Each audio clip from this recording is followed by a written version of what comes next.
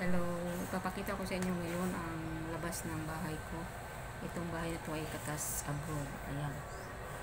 Dito sa hallway. Diyan hallway. Ayan, pupunta dito sa kusina. Saka sa harapan ito. Ayan, yung store ng kapatid ko.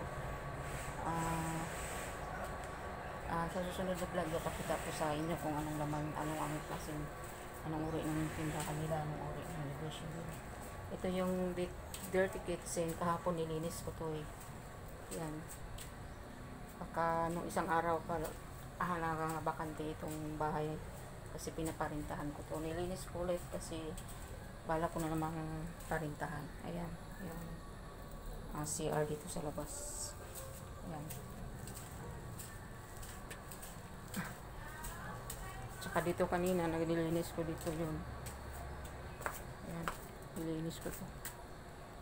Ayan. Walis-walis.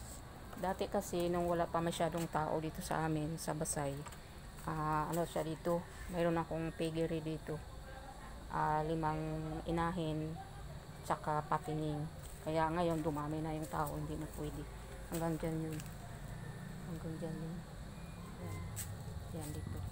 Tsaka yung bahay namin dati, ano yan din yan, yung ano ng mga ano ganito, hindi ko alam kung ano sa Tagalog yan, yung panglalagyan ng baboy.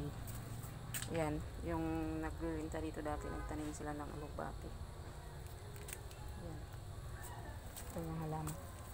So sa susunod ko na vlog, papakita ko sa inyo ang harapan at doon sa likuran ng bahay. So salamat no sa pagpanood niyo. Don't forget to press the bell button and follow. God bless us all.